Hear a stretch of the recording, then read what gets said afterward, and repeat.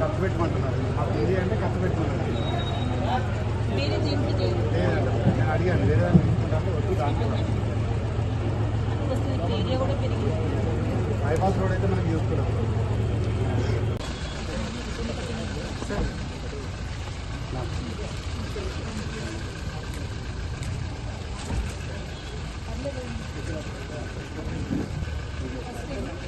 vehicle